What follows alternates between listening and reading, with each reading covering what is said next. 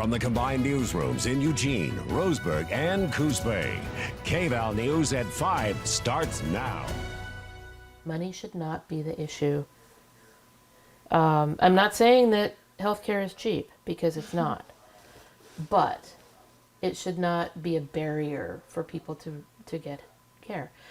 Eugene's been facing a growing crisis of declining access to healthcare services. The closure of Eugene's only hospital last December, PeaceHealth's University District, exacerbated that crisis. Thanks for joining us. I'm Brandon Kammerman. And I'm Kendall Bartley. Now, that closure has had a profound impact on healthcare access and patient care in the Eugene-Springfield area. KVAL's Tiffany Lewis sat down with PeaceHealth's executive director and a former nurse who says staff morale has also been affected by the hospital closure. The University District Hospital building's infrastructure was outdated and was losing an estimated $2 million a month. According to PeaceHealth's executive director, James McGovern, the hospital was operating at a $24 million annual deficit, a financial strain difficult to justify given the company's tight margins. And from a staffing perspective, we were struggling to staff both of our emergency rooms. Our wait times at Riverbend before the University District closure were about the same as they are now. So they didn't really get longer with the closure. The aftermath of the closure has left healthcare providers and patients navigating a strained system. A former nurse at both University District and Riverbend describes a shift towards a more corporatized atmosphere over the years, culminating in major changes after the hospital closure. Our bottom line of patient care first, we were always able to uphold that. And I really did not feel that in the Riverbend Emergency Department at all. They tried to make it into a machine. And that was how it felt as a charge nurse in the emergency department. Kevin Paul is also a representative of the Oregon's Nurses Association.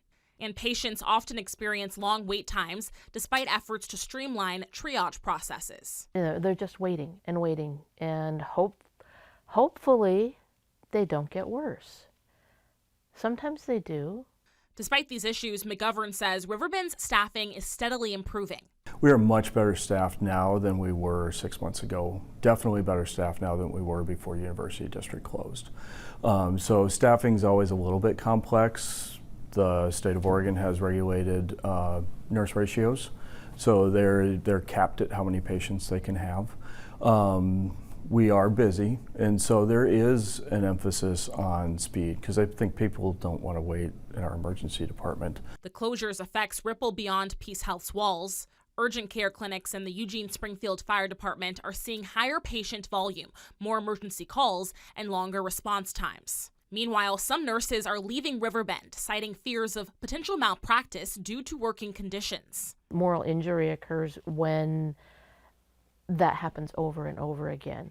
And that's a big reason why some of the more seasoned nurses left, is that they just can't do that anymore.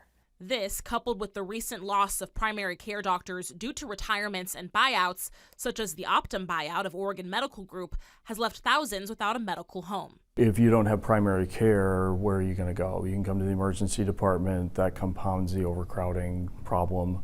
You can go to urgent cares, or you don't get care, and then when you do end up coming to see us, you're much sicker than you otherwise would have been. So we really are working hard as a community to try and figure out, how do we take care of our community? How do we create access? A year after Eugene's only hospital closed, healthcare providers and community leaders are still searching for solutions. Better incentives for healthcare professionals, increased primary care availability, and more staffing are essential to stabilize the system.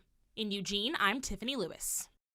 PeaceHealth also plans to open an inpatient rehabilitation facility in 2026, which will provide more beds, plus a new behavioral health hospital and crisis stabilization center are planned in the future to offer specialized care for psychiatric patients.